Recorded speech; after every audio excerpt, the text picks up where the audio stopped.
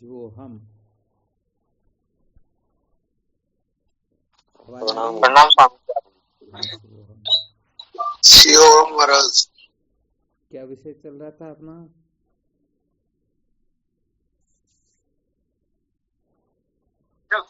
संसार को बनाए रखकर कभी भी सत्य का साक्षात्कार नहीं किया जा सकता। संसार को बनाए रखकर कभी भी सत्य का साक्षात्कार नहीं किया जा सकता।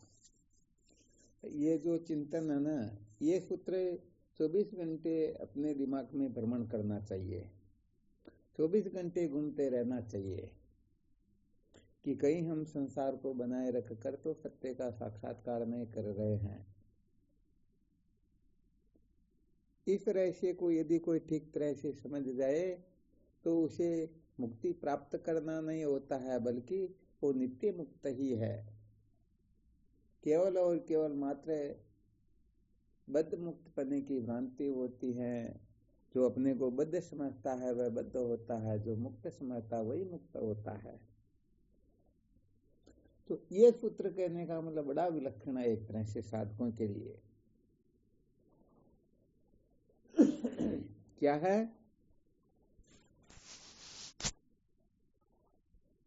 विशेष सूत्र है ये। विलक्षण है। हाँ बिल्कुल सही है।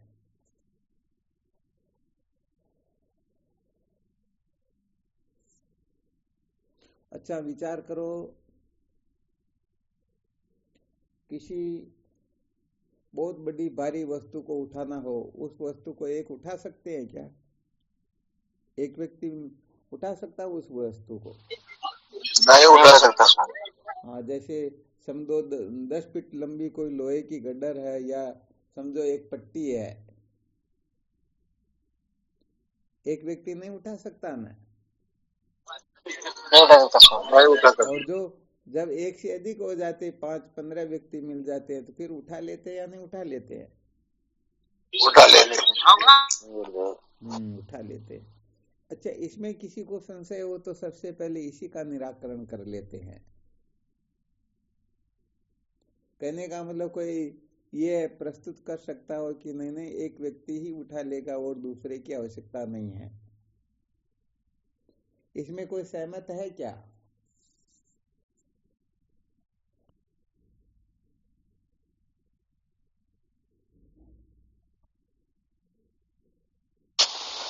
नहीं है स्वामी। तो इसमें सोचने में इतना टाइम लग गया, बिल्कुल संसार के लेवल की बात है। एक पट्टी को एक व्यक्ति उठा सकता है क्या? नहीं उठा सकता महाराज। अरे तो उत्तर देने में समझो 12 वर्ष लगा दिए। जैसे इतना टाइम कहाँ पर है, क्षण क्षण भी कितना मूल्यवान होता है। मैं तो इतना स्पीड से बोलता हूँ कि 2 घंटे जो बात कही जाए वो 1 घंटे में कह दे। तो देखो भाई, इसके साथ में यदि नहीं चलोगे तो फिर पीछे रह जाओगे, और क्या। तो बिल्कुल पक्का ना, एक व्यक्ति नहीं उठा सकता है। जी बिल्कुल पक्का। तो यहाँ पर भी संकेत ये करना चाहते हैं, ये जागृत अवस्था में जिन 42 तत्वों से व्यवहार होता है, 14 इंद्रिया, 14 देवता और 14 विषय, तो इसमें जो 14 जो इंद्रियां है ना, इनमें से यदि कोई एक इंद्रिय के द्वारा मुमुक्षु होना चाहता है तो सचमुच में वह सच्चा मुमुक्षु हो नहीं सकता। ध्यान देना अच्छी तरह से, शायद थोड़ा थोड़ा रहस्य समझ में आ रहा होगा। जी जी स्वामी। हाँ, एक इंद्रिय के विषय से ही छूटना चाहे, या उसके प्रति जो आग्रह है उस आग्रह से ही मुक्त होना चाहे। बाकी जो 13 इंद्रिया है वो कैसे भी रहे, हमें इससे कुछ लेना देना नहीं, तो सचमुच में वह कभी भी सच्चा मुमुक्षु हो नहीं सकता। यहाँ पर तो सत्य बात कहे, 14 इंद्रिया तो क्या रोम रोम से जब यही आवाज निकले, मुझे मुझे मोक्ष चाहिए, मुझे मोक्ष चाहिए, मुझे मोक्ष चाहिए, मोक्ष के सिवाय कुछ नहीं चाहिए, तब जाकर के समझो ये सच्चा मुमुक्षु होता है। वरना सचमुच में काम चलने वाला है नहीं। अब विचार करके देखो, जैसे एक केले के पौधे को 5 आती बांध दिया जाए, वो सुरक्षित रह सकता है क्या? कभी नहीं रह सकते। अरे 5 आती तो क्या कोई जोरदार से ठोकर भी लगा दे तो भी वो पौधा टूट करके गिर जाता, इतना नाजुक होता है। तो 5 आती तो पता नहीं उसकी क्या दुर्गति करेंगे, कोई कल्पना नहीं कर सकता है। तो ऐसे ही अपनी एक इंद्रिय पूर्व की ओर आकर्षित करती है, दूसरी पश्चिम की ओर, तीसरी उत्तर की ओर, चौथी दक्षिण की ओर, ऐसे करके प्रत्येक इंद्रिय यदि इसको इधर उधर करने की कोशिश करे तो सचमुच में ये टिक पाएगा क्या? नहीं टिक पाएगा। हाँ, तो यहाँ संकेत ये करना चाहते हैं, 14 इंद्रियों के विषय को यदि हम बनाए रखना चाहते हैं, क्योंकि संसार को बनाए रखकर सत्य का साक्षात्कार नहीं किया जा सकता है, तो यहाँ पर इन 14 इंद्रियों को महत्व दे करके यदि कोई चाहे हम सत्य का साक्षात्कार कर ले, इस अविद्या रूपी बंधन से मुक्त हो जाए, तो सचमुच में ये संभव होता नहीं। संकेत समझ में आया क्या? जी गुरुदेव। होता क्या है कि जिस इंद्रिय के विषय से अपने को वैराग्य होता है उसको तो हम खूब महत्व दे देते हैं, बाकी इंद्रिय क्या कर रही, किस तरफ जा रही, इसकी ओर हम चित्तवृत्ति लगाते ही नहीं। तो वैसे देखा जाए तो पंचकोश में से किसी भी कोश को महत्व देना ये सच्चे मुमुक्षु की पहचान नहीं होती है, बल्कि सच्चा मुमुक्षु वही होता है जो इन पंचकोश के क्या है, पंचकोश के बंधन से जो मुक्त होना चाहे। वरना 5 में से एक शरीर को तो बनाए रखे और बाकी 4 का कुछ भी बिगड़ने दे, काम गड़बड़ाएगा या नहीं गड़बड़ाएगा? गड़बड़ाएगा महाराज। हाँ, इसलिए सत्य बात कहें तो किसी को नाते रिश्तों से वैराग्य हो जाए, किसी को अपने जो सबसे प्रिय उनसे वैराग्य हो जाए, परंतु शरीर से वैराग्य न हो तो कुछ नहीं होता है। शरीर से वैराग्य हो गया, इंद्रियों से नहीं हुआ तो कुछ भी नहीं है। शरीर से इंद्रियों से वैराग्य हो गया परंतु प्राण से वैराग्य नहीं है, मन से वैराग्य नहीं है, बुद्धि से वैराग्य नहीं है, तो सचमुच में वह सत्य का साक्षात्कार कर सकेगा ही नहीं। वरना आपके पास में कोई फॉर्मूला हो तो थोड़ा सुझाव दे देना। हो सकता है कि साधकों को भटकाने वाले सूत्र बताए जा रहे हैं, तो यहाँ पर थोड़ा मैं भी संशोधन करके विचार करूं। जिस प्रकार से जमीन में धन गड़ा हुआ हो और उसके ऊपर बहुत भयंकर सर्प बैठा हुआ हो, उस सर्प को कोई हटा करके समझ ले हम तो मालो माल हो गए, तो हो गए क्या? नहीं।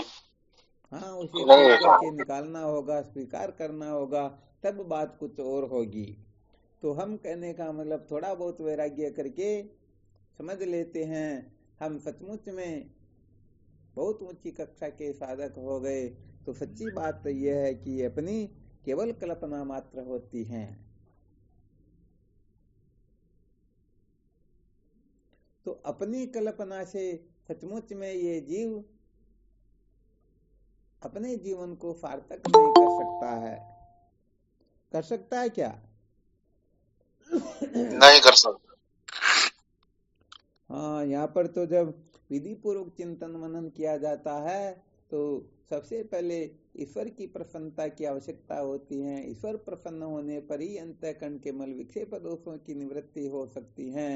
उसके पश्चात संतों की प्रसन्नता की आवश्यकता होती है। उनकी प्रसन्नता से ही विवेकादि साधन जागृत होते हैं। अंत में गुरुदेव की प्रसन्नता की आवश्यकता होती है।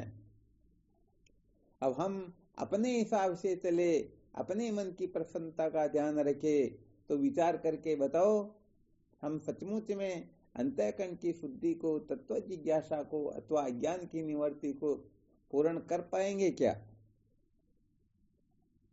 नहीं कर पाएंगे। नहीं कर पाएंगे। तो यहाँ पर मल विक्षेप आवरण तीनों दोषों से मुक्त होने के लिए हमें ईश्वर की प्रसन्नता, संतों की प्रसन्नता, गुरुदेव की प्रसन्नता की आवश्यकता होती है। तो यहाँ पर सत्य बात कहे तो अंतःकरण की शुद्धि के साधनों से लीजिए, चाहे तत्व जिज्ञासा कैसे जागृत हो उसको देख लीजिए, अथवा विद्या के बंधन से छुटकारा कैसे मिले, इसमें अपनी मन मर्जी तो चलती ही नहीं। और अपनी मन मर्जी यदि चलाएं तो पहले एक संकेत किया था, यदि अपने को अपनी ही कॉपी जांचने के लिए दी जाए तो हम 100 में से 100 नंबर ही देंगे, भले ही एक भी नंबर नहीं मिलता हो तो भी, और दूसरों को 100 में से 100 मिलते हो फिर भी उनको कोशिश तो 0 देने की करेंगे, परंतु देखेंगे नहीं एक तो दे ही दे। होता या नहीं होता ये? जी गुरुदेव। हाँ, तो यहाँ पर वैसे देखा जाए तो ये अध्यात्म का जो मार्ग होता है, ये सचमुच में सूक्ष्म बुद्धि का मार्ग होता है, ये त्याग वैराग्य का मार्ग होता है, ये जिज्ञासा का मार्ग होता है। क्या मनमानी 1% भी काम नहीं करती हैं। मनमाने ढंग से यदि हम सत्य का साक्षात्कार कर लेते तो अभी तक हम कृतार्थ नहीं हो गए होते।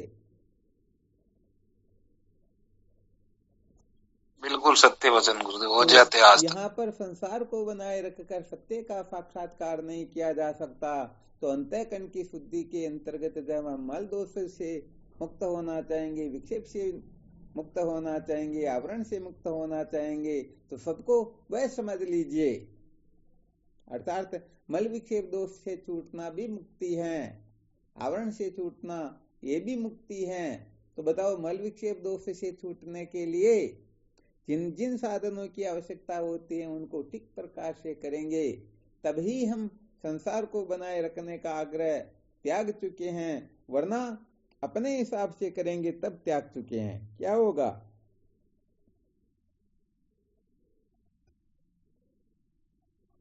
ऐसा करेंगे तभी त्याग चुके, अपने हिसाब से तो नहीं। हाँ, बिल्कुल अपने हिसाब से नहीं। तो यहाँ पर वैसे देखा जाए तो सूत्र तो बड़े बड़े विलक्षण निकलते हैं, वास्तव में देखा जाए तो इतना समय पता नहीं, एक काम तो एक क्षण का ज्यादा है ही नहीं, परंतु लोग कल्प कल्पांतर से भटकते आ रहे हैं, फिर भी बात समझ में आती ही नहीं। खूब सुनते परंतु कुल मिला करके वो पनाड़े वाली बात ही होती है। तो भाई यहाँ पर तो सचमुच में अपने को शास्त्रोक्त रीति से ही आगे बढ़ना होगा, अपनी मन मर्जी से तो 1% भी काम चलता ही नहीं। आ गया ना चित्र से समझ में? जी गुरुदेव। तो यहाँ पर हम किसी भी साधन में रत क्यों ना हो, कर्म हो चाहे उपासना हो या ज्ञान हो, किसी में भी अपनी मन मर्जी से कर रहे हैं तो कभी भी उनको सिद्धि प्राप्त हो सकती ही नहीं। इसलिए कैसे करना होता है? तो यहाँ पर ईश्वर की प्रसन्नता, संतों की प्रसन्नता व गुरुदेव की प्रसन्नता का ही ध्यान रखना होता है। तो यहाँ पर पहले एक बार चर्चा चली थी, संकेत भी किया था, उसमें किसी ट्रक के पीछे लिखा हुआ देख लिया था। उस दिन वो सत्संग चल रही थी, थोड़ा ध्यान में तो आ गया। उस दिन उसी के विषय में सत्संग सुनाई थी। दुल्हन कौन होती है?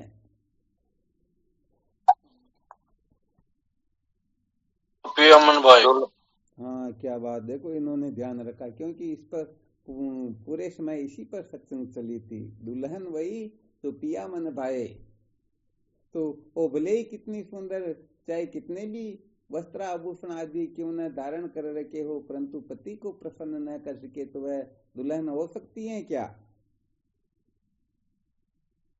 नहीं हो सकती, नहीं हो सकती। तो ऐसे हमारा यहाँ संसार के क्षेत्र में कुछ सिद्ध करना या ऐसा कोई उद्देश्य नहीं है। हम तो केवल संकेत कर रहे हैं, दृष्टि कर रहे हैं आपकी ओर, कि यदि हम ईश्वर की प्रसन्नता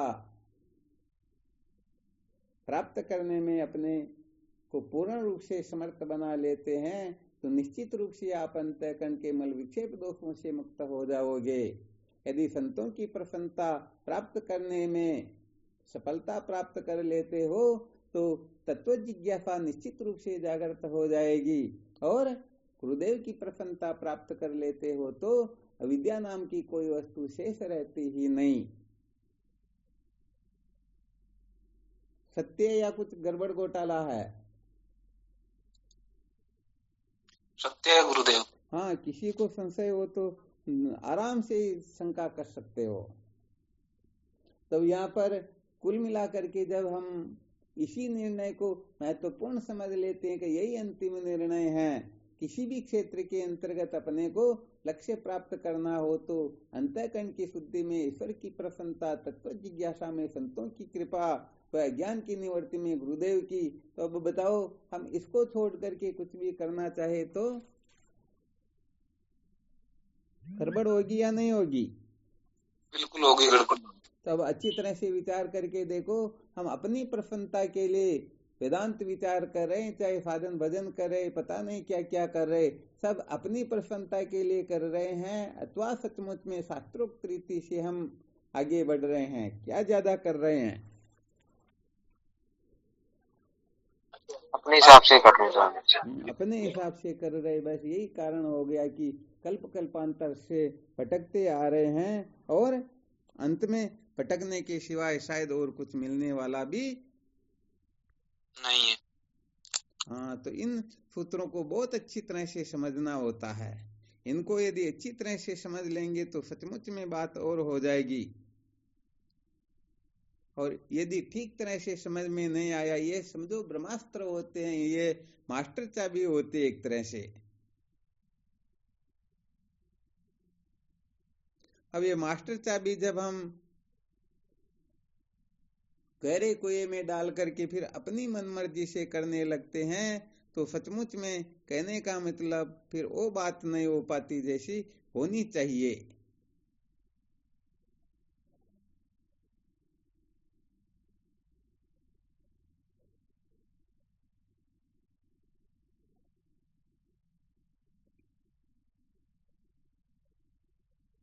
होता क्या है कि हम साधन भजन तो खूब करते हैं, परंतु इसका सचमुच में फल क्यों नहीं मिल रहा, इसके ऊपर मंथन बहुत कम करते हैं। और बहुत कम करते तो क्या होता फिर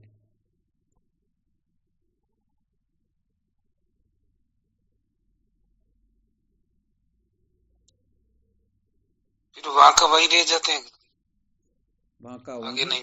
वहीं के वहीं रह जाते हैं।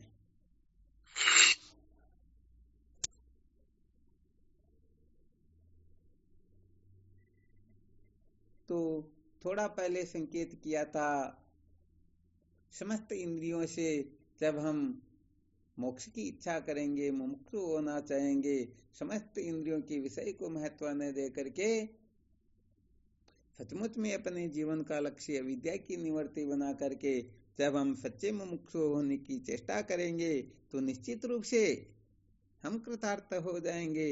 वरना कृतार्थ होने में बहुत ज्यादा समय लग जाता है। कहने का मतलब हम अपनी ही अक्ल होशियारी से एक पलक में होने वाले काम को एक कल्प में भी पूरा नहीं कर सकते हैं, जबकि काम तो एक पलक का ही होता है।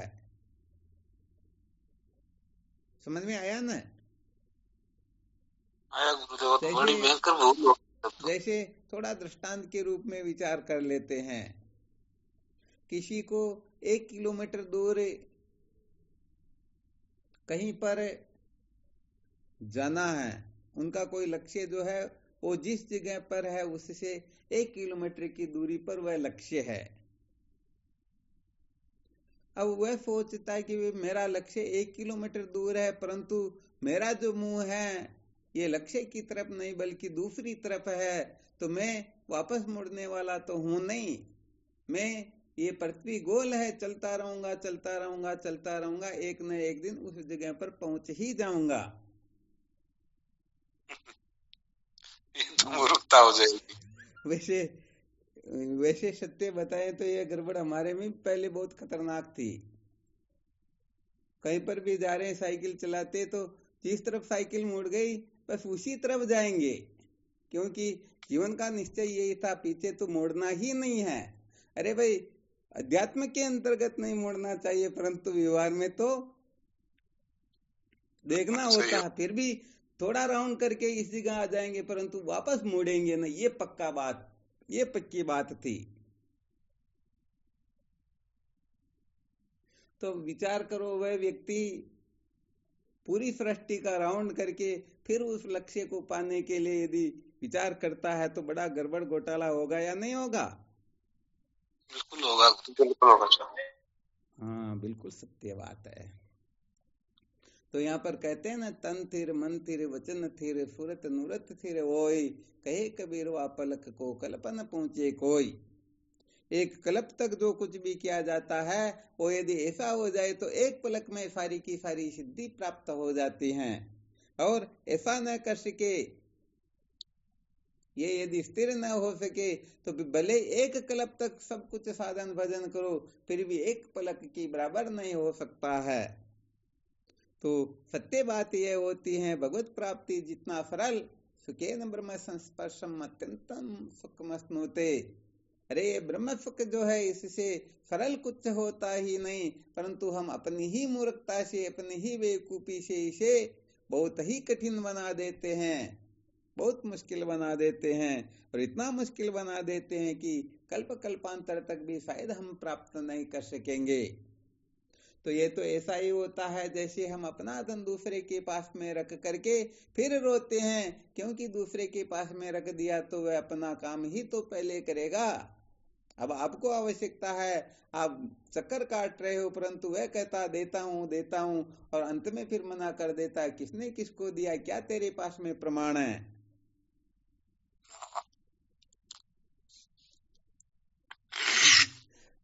सत्य होता है या नहीं होता? आजकल तो यही है स्वामी। हाँ, बिल्कुल बिल्कुल सत्य बात है। वो तो हंसी तो इसलिए चल गई, एक साधक ऐसे बड़े खतरनाक मिले, कहते भाई हमने तन मन धन वचन आपको समर्पित किया, तो आपके पास क्या प्रमाण है? मैंने सोचा भी बड़ी खतरनाक बात है। तो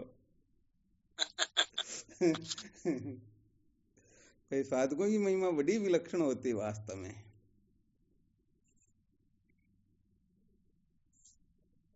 तो जैसे हम पैसे दूसरे के पास में रख करके फिर रोते हैं, ऐसे ही हम अपना सुख पता नहीं कहीं पर रख देते हैं और फिर उनके पीछे पागल होकर के प्रत्येक इंद्रिय के द्वारा उसकी खोज में लग जाते हैं। और अंतोगत्वा क्या होता है? मिलता है क्या सच्चा सुख? कुछ नहीं मिलता, मिलता है। तो वही मुख्य सूत्र भी यही है, संकेत भी यही करना चाहते हैं कि सचमुच में यदि हम सच्चे मुमुक्षु बनना चाहते हैं, गड़बड़ घोटाला नहीं रखना चाहते हैं, तो ये जो संसार के पद पदार्थों को जो प्राप्त किया जाता है, इनको बनाए रखा जाता है, इनके प्रति जो कुछ भी अपना कर्तव्य किया जाता है, ये सारा का सारा भगवत प्राप्ति में पूर्ण रूप से समर्थ नहीं होता है। तो इसीलिए ये ब्रह्मास्त्र ही समझो कि संसार को बनाए रखकर कभी भी सत्य का साक्षात्कार किया नहीं जा सकता। तो हमारी सबसे बड़ी नासमझी यही होती है कि हम संसार को बनाए रखना चाहते हैं, थोड़ा सा संसार छूटने लगे तो हम मरने मारने पर उतारू हो जाते हैं, पता नहीं क्या क्या कल्पना कर लेते हैं। वो पहले 10 रुपए वाला दृष्टांत दिया ना, गुरुजी लेकर के भगे, उसे संसार छूट नहीं रहा था, गुरुजी ने कोशिश की और उसने गुरुजी को ही चोर डाकू बदमाश मवाली गुंडा पता नहीं क्या क्या समझ लिया कि मेरी जेब से लेकर भगे, तो कैसे भगे? तो उस बेचारे से तो संसार छूट नहीं रहा था और गुरुजी ने थोड़ी बहुत कृपा की और उसने उनको ही चोर डाकू गुंडा बदमाश समझ लिया। तो बताओ, इस प्रकार से सचमुच में हम कृतार्थ हो सकते हैं? स्वामी जी नहीं हो सकते, कहानी तो हमारे साथ में यही। अरे सबके साथ यही हो रहा, सत्य कहे तो ये कहते जरूर के सब गुरुदेव का हमने तो सब समर्पित कर दिया, परंतु सत्य कहे तो अच्छी तरह से परीक्षा करके देख सकते हैं, प्रैक्टिकल करके देख सकते हैं। ये जिनको प्रिय समझते हैं, वह जिनको प्रिय समझते हैं उनकी बराबर भले ही हो सकता है। सत्य वचन। हाँ, जैसे कहते तो हम तो गुरुजी के पूर्ण रूप से हैं, परंतु सच्ची कहे तो अपनी पत्नी की जो सहेली होती है ना, उस एल की बराबर समझते हैं, उनसे ज्यादा नहीं समझ सकते। ये 100% पक्का है। पत्नी की बराबर समझ ले या अपने शरीर की बराबर समझना, ये तो बहुत ऊंची बात होती है। और यहाँ पर तो शरीर तो क्या, इंद्रियां तो क्या, प्राण तो क्या, मन तो क्या, बुद्धि तो क्या, अपनी आत्मा के समान जब समझेंगे तब सचमुच में अपने हृदय में वह ब्रह्म विद्या प्रकट होने लगेगी। केवल कह देने से काम थोड़े चलता, कसौटी पर खरा उतरना होता है कि सचमुच में हम कसौटी पर खरे उतर रहे हैं या नहीं।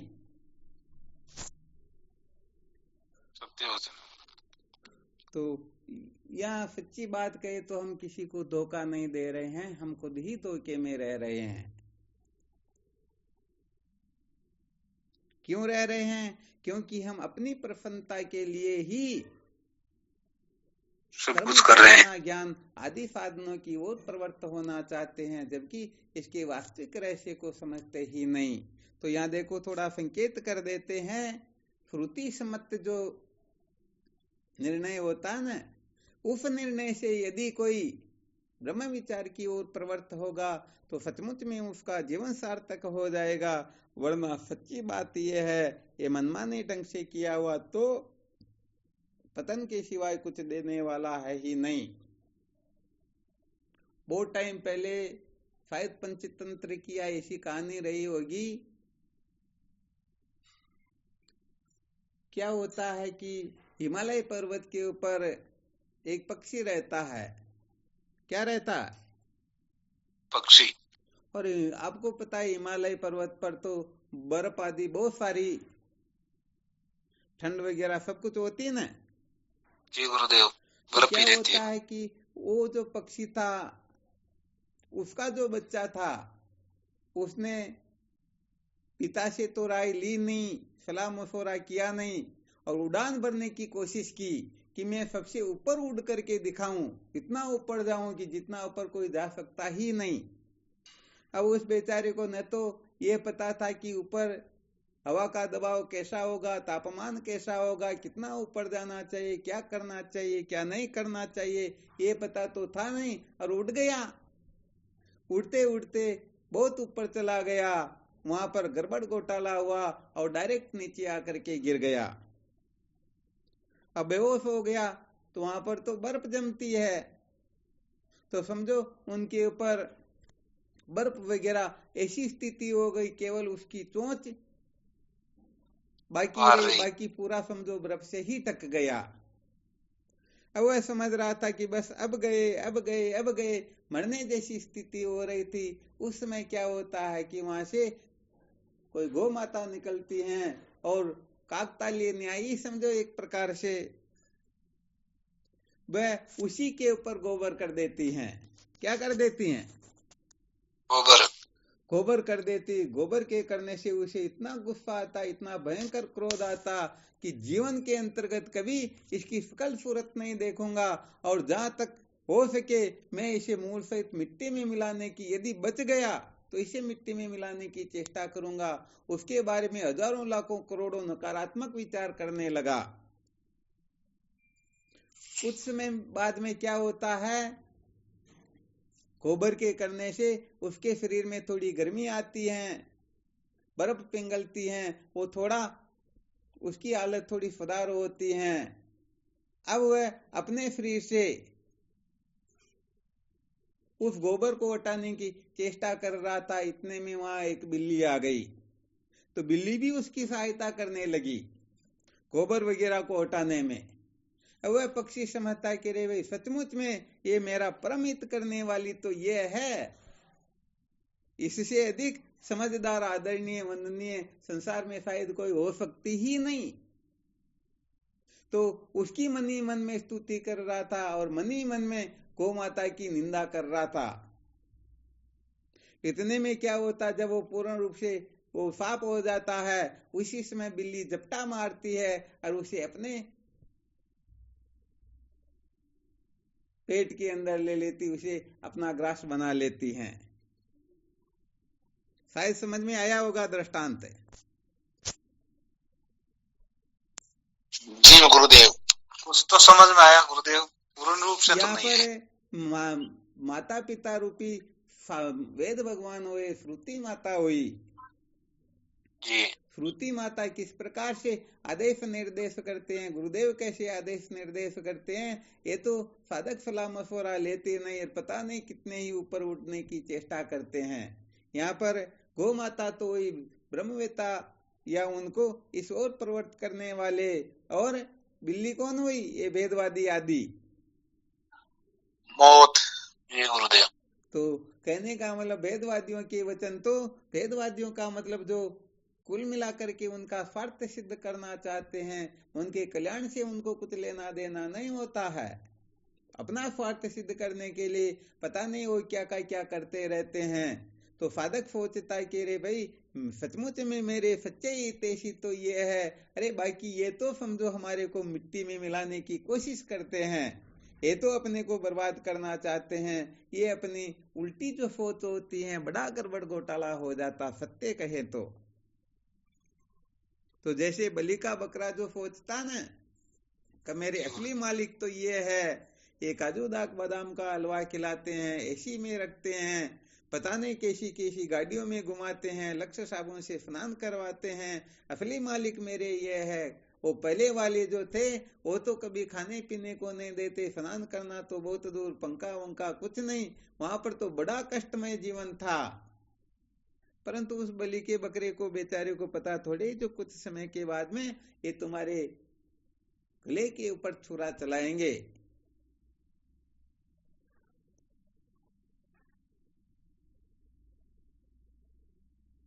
आ गया समझ में? जी गुरुदेव आ गया।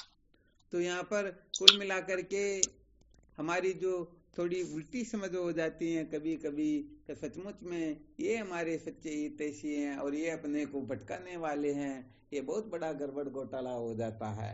जब साधकों के हृदय में थोड़ा बहुत अश्रद्धा का बीज उत्पन्न होने लगता है तो धीरे धीरे धीरे जैसे वो समुद्र तालाब का एक छोटा सा छिद्र हो जाता, सुई की नोक जितना, तो वह भी पूरे तालाब को नष्ट करने के लिए पर्याप्त हुआ करता। तो ये बात जिस दिन अच्छी तरह से समझ में आ जाएगी, सचमुच में हमारा परम हित केवल और केवल मात्र श्रुति माता अथवा गुरुदेव के द्वारा ये होता है, हम सचमुच में सच्चे साधक बन जाएंगे।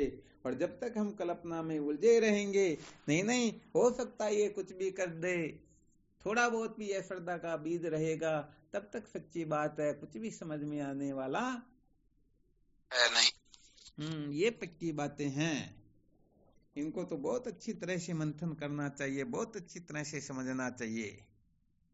जो अच्छी तरह से समझ जाएगा वो सदा सदा के लिए निहाल हो जाएगा, ये पक्का है।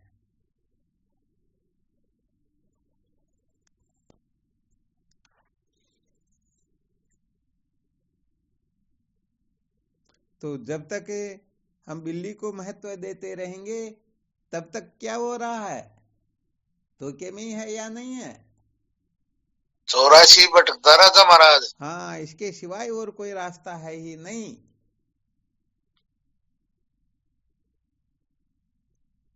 तो देखो ये छोटे छोटे जो सूत्र बताए जाते हैं ये बड़े विलक्षण हैं। वैसे देखा जाए तो आज की सत्संग भी बड़ी विलक्षण है। इसका अच्छी तरह से मंथन करने की चेष्टा करना, अच्छी तरह से विचार करना, इनमें बड़े बड़े ब्रह्मास्त्र छिपे हुए हैं। एक छोटे से ब्रह्मास्त्र का भी उपयोग करोगे तो सचमुच में सत्य के साक्षात्कार से आपको कोई वंचित नहीं कर पाएगा, आपको कोई भटका नहीं सकेगा।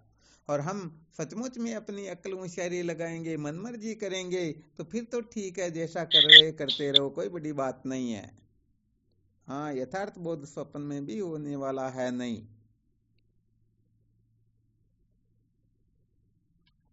बर्तन नहीं खाली कौन हो रहा महाराज, गुरु जी की चीजें कहीं डले।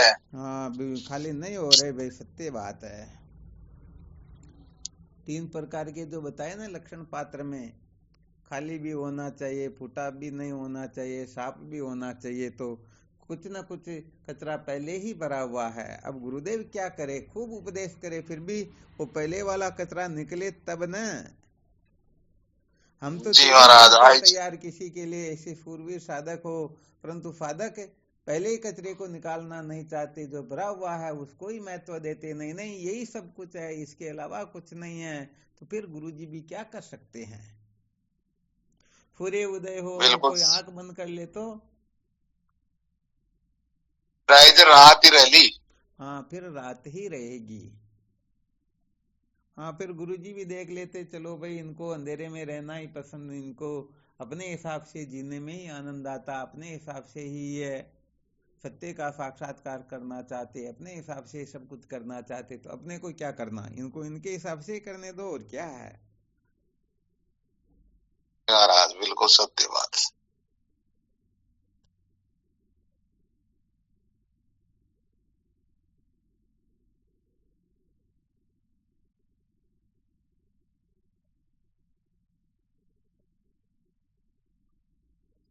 तो बस ये जो सूत्र पहले बताया था, संसार को बनाए रखकर कभी भी सत्य का साक्षात्कार नहीं किया जा सकता, तो ये अपने दिमाग में 24 घंटे घूमता रहे, सदा सर्वदा कुछ भी करें उससे पहले ये सूत्र ध्यान में आ जाए कि हम जो कुछ भी कर रहे हैं इसको बनाए रख करके क्या हम सत्य का साक्षात्कार कर लेंगे। बस यही चिंतन मनन करो, यही विचार करो, यही विचार करते करते सचमुच में सच्चे मुमुक्षु हो जाएंगे, सचमुच में मोक्ष की इच्छा जागृत हो जाएगी। क्योंकि इनको बनाए रखकर हम कृतार्थ नहीं हो सकते हैं, सुखी नहीं हो सकते हैं, जीवन सार्थक नहीं हो सकता है, हम अविद्या के बंधन से छुटकारा प्राप्त नहीं कर सकते हैं, तो ये ऐसे कचरे को क्या महत्व देना है।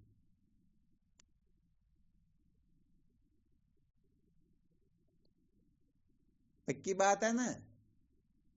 जी गुरुदेव, हाँ बिल्कुल यदि ये पक्की बात बात। समझ में आ गया तो समझो विवेक जागृत होने लग गया, और नहीं आई तो फिर विवेक जागृत नहीं, फिर तो हम मन की कल्पना में ही विचरण कर रहे हैं, मन की कल्पना में ही जी रहे हैं।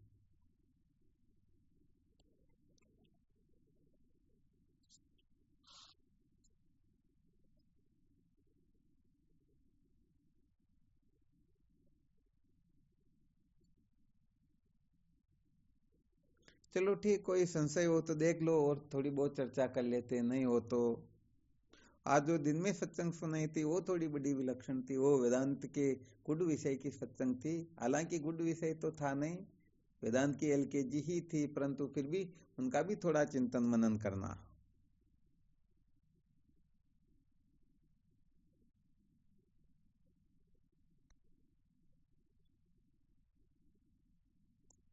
ठीक, शिवोहम। शिवोहम महाराज। शिवोहम। प्रणाम स्वामी। हाँ नमो नारायण। शिवोहम। प्रणाम गुरुदेव आपको। शिवोहम। गुरुदेव भगवान के श्री चरणों में प्रणाम। शिवोहम। शिवोहम।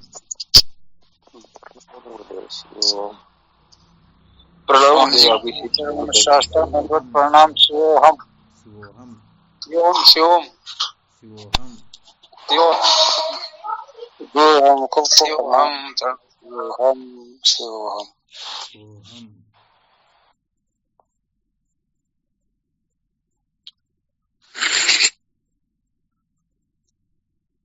प्रणाम स्वामी जी, आपके श्री चरणों में बारंबार जय हो, आपकी जय हो। शिवोहम। प्रणाम आपके चरणों में बारंबार।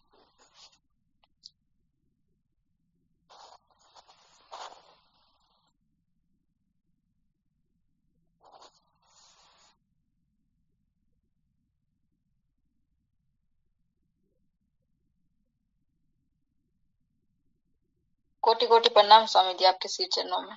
शिवोहम।